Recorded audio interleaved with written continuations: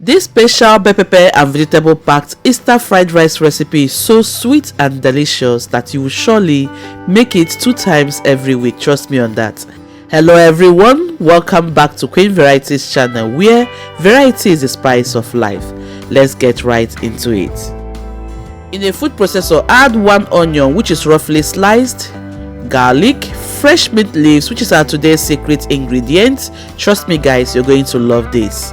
1 bonnet pepper, blend smoothly or coarsely to your choice. Next, I have placed 8 chicken thighs inside the pot, seasoned with salt, 1 teaspoon of ginger powder, white powder, turmeric, 1 KNOR cube.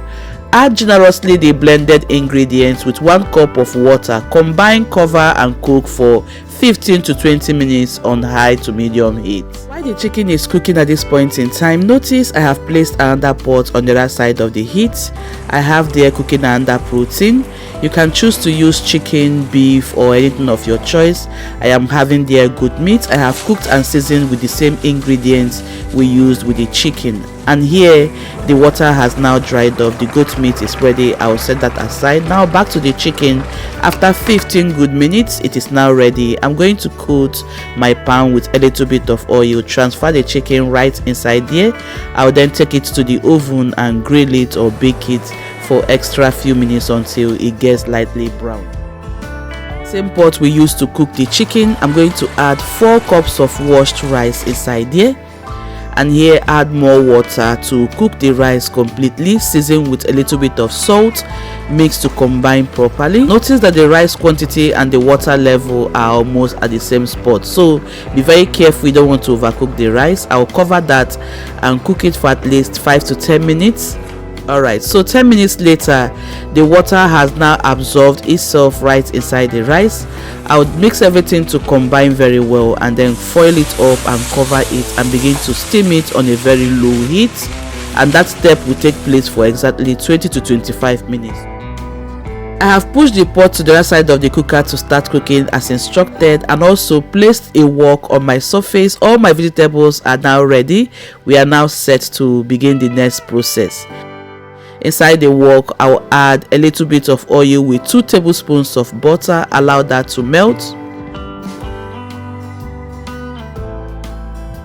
Once melted, it is now very fragrant. That is what you want because it has released that beautiful aroma. Here I'm going to add the goat meat. If you're using the beef, chicken or any other protein, guys, this is the time you have to add it right now and start frying it for at least 3 to 5 good minutes. Next, I will proceed to also add onions, spring onions and 1 bonnet pepper. Fry that for extra 2 to 3 minutes. I will also include the blended ingredients and fry them at the same time period. Sorry, I forgot that. Alright, so the food is not complete without seasoning with spices, and for that I'll be using turmeric curry powder mix with white pepper, thyme, dry rosemary and dry basil. Now I'll add some carrots for that gorgeous crunch. Fry that down for at least 1 minute. Then I'll add 1 cup of cabbage. Of course, this is optional.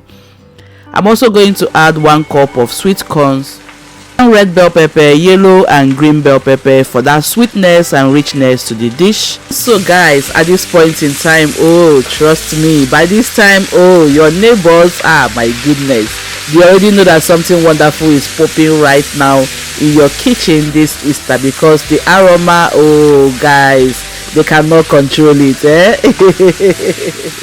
forget to season your vegetables. I've gone ahead to add salt and KNOR cubes just to elevate the flavors.